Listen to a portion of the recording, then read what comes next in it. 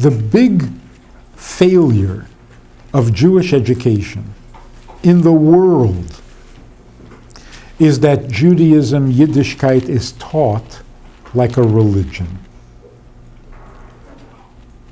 It doesn't work, it's not true, and it's not the Baal Shem Tov's way. The Baal Shem Tov came along and basically said, the relationship between us and the Eibishter is a marriage. If you're not romantic, if you don't have room in your heart for somebody else, then you can't be frum.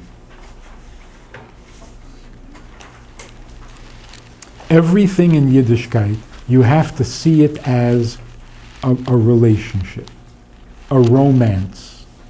Without that, nothing makes any sense whatsoever. In the beginning, there was nothing but the Eibishter. Then he removed his light. Whoa, whoa, whoa. Why didn't he just leave it like that? In the beginning, there was nothing but the Eibishter. Well, what could be more perfect than that? In the beginning, there was nothing but the Eibishter, and he created us. Do you hear what that means? To perfection and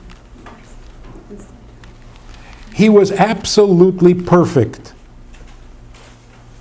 but he was lonely. So he created a whole world. He created people and gave them bechira, so that they can either love him or hate him, so that he could love them. Because if somebody can't love you or hate you, then you really can't love them. Because that's not real love. Real love means you love someone who might love you back or might hate you back. That's called love. So every word in Torah, every story, everything keeps telling you the Eibishter is romantic. That's the first thing we know about the Eibishter. The first thing we know about the Eibishter is Nis'ave HaKadosh Baruch Hu. The Eibishter has a tainug. He has a taiva. He's romantic. And for that, he was willing to create the whole world. For that, he's willing to wait 5,772 years so that we would appreciate his request for a relationship. If you take it out of the context of a relationship, Yiddishkeit sounds horrendous. Horrendous. The Eibishter created a world in order to do you a favor. But if you don't behave yourself, he's going to send you to Gehenna. I quit. This is horrible. The Eibishter sends your neshama down to earth. If you behave yourself, you can go back to heaven. Well, thank you very much. But if you don't behave yourself, oh boy. What is that? So if we forget the romantic part, then you're not a chassid. And then it's not real Yiddishkeit.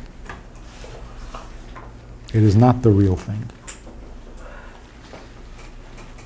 Where do we see in Torah that the Eibishter is needy?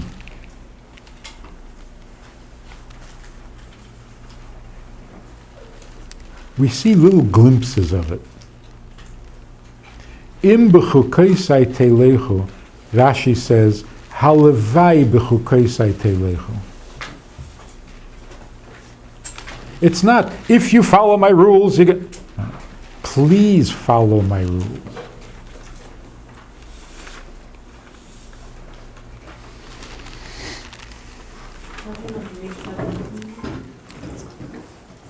It's also true that the way we go about Yiddishkeit, that's what happens to our marriages. You go out with a guy, and you talk a little bit about Yiddishkeit. And he says, no, you got to do what you got to do. I mean, there are rules, and there are consequences. If you don't do what you're supposed to do, there's going to be punishment. That's Yiddishkeit. You hear what he's telling you?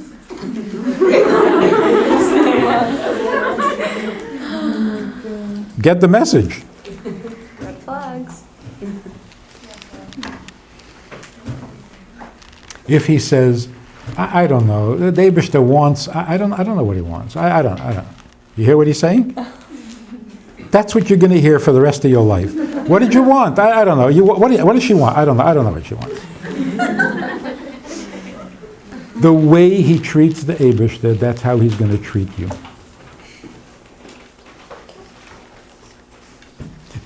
If he says, I don't care. Eibishter, I don't care.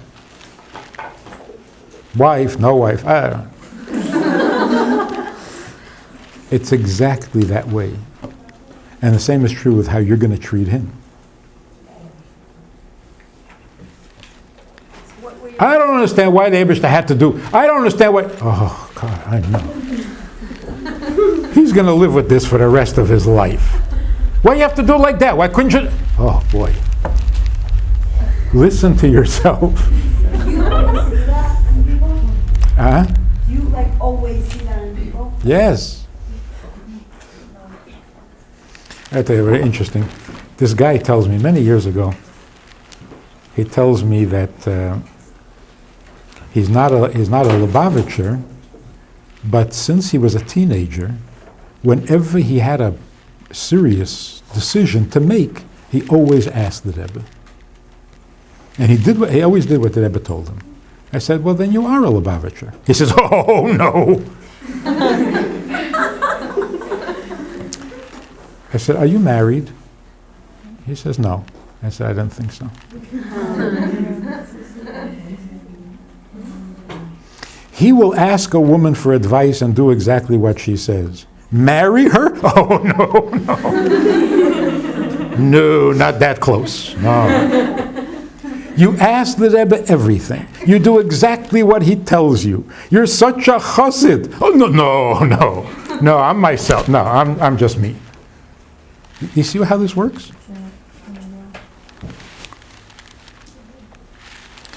So it used to be that marriages were so deep and so real and so satisfying, despite the horrors of life back then.